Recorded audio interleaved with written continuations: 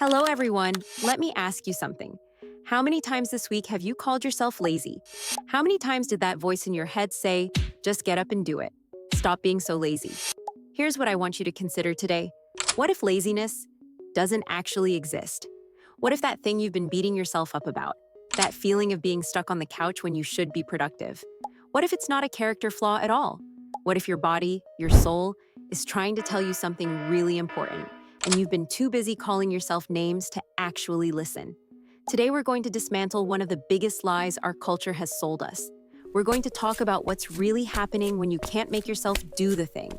And spoiler alert, it's not because you're weak or broken or defective. So can you actually stop being lazy? Or is the real question, what is your exhaustion trying to protect you from? Before we dive in, I sincerely ask you to subscribe to this channel, like this video, and hit that notification bell. We're trying to create content that actually helps you understand yourself better, not just feel worse about who you are. Your support, every single subscription, and like, it genuinely makes this possible. So thank you in advance. It means everything. What is laziness really?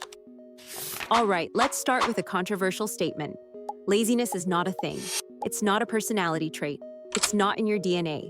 You cannot find the laziness gene because it doesn't exist. Dr. Devin Price, a social psychologist, wrote an entire book about this called Laziness Does Not Exist. And here's the core idea. When a human being isn't doing something, there's always a reason. Always. It's just that we've been trained to ignore those reasons and jump straight to moral judgment. Think about it this way. When a plant isn't growing, you don't call it lazy. You ask, is it getting enough water? Sunlight? Are the nutrients in the soil depleted? Is the pot too small?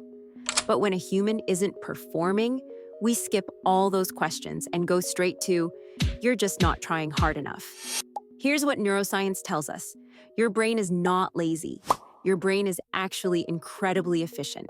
It's constantly doing a cost-benefit analysis. When your brain says, I can't do this right now, it's not being dramatic. It's telling you that the perceived cost, emotional, physical, psychological, is too high for the resources you currently have. So that feeling you call laziness, it's actually your nervous system saying, we don't have the bandwidth for this. It's a protective mechanism, not a personal failure. And here's the really important part. You've probably been ignoring this signal for so long that it had to get loud. It had to make you physically unable to move, because the whispers, the subtle tiredness, the small reluctances, you push through all of those. So if it's not laziness, what is it? What is your body actually trying to communicate when you're stuck scrolling on your phone instead of doing that thing you should be doing? Let's decode the real messages behind the so-called laziness. What is your body actually telling you? Your body speaks in symptoms, and we've been taught to ignore the language. But let's translate. Message number 1, I'm depleted.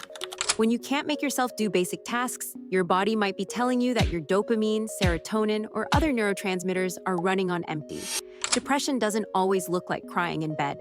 Sometimes it looks like scrolling TikTok for 4 hours because your brain literally cannot generate the motivation chemicals needed for harder tasks. Message number 2, this doesn't align with my values. Sometimes what looks like procrastination is actually your soul resisting something that feels wrong. You can't write that email because deep down, you don't believe in what you're writing. You can't apply for that job because something in you knows it will make you miserable. Your laziness might be the healthiest part of you, trying to save you from a path that will destroy you. Message number 3, I'm terrified. Fear is exhausting.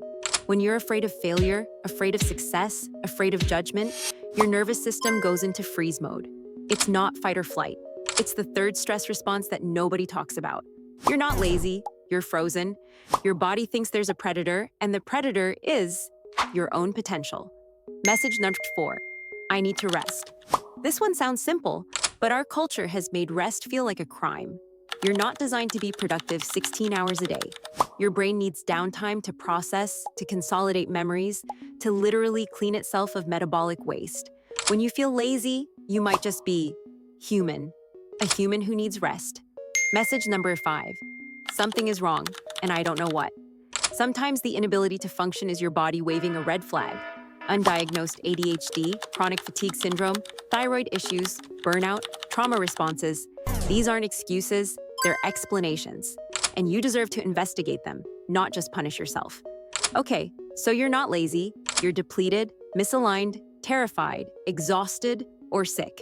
That's actually not more comforting, is it? So what do you do with this information? How do you actually respond to these signals instead of just feeling guilty about them?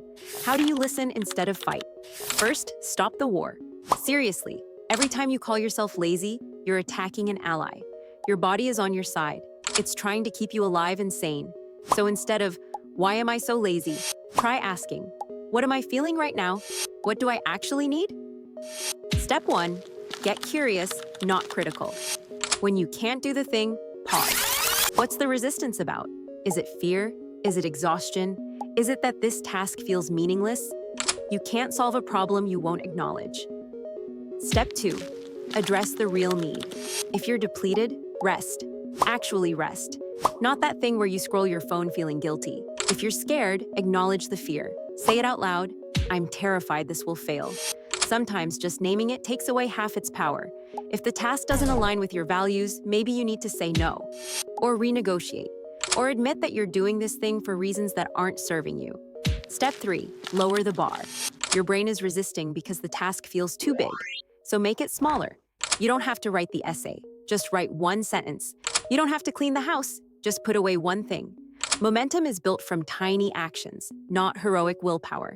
Step 4, investigate deeper issues. If this is chronic, if you felt lazy for months or years, please consider that something bigger might be happening.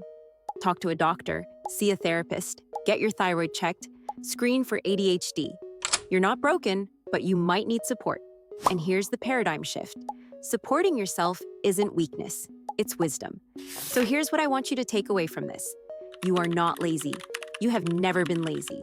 You've been tired, scared, depleted, misaligned, or unwell.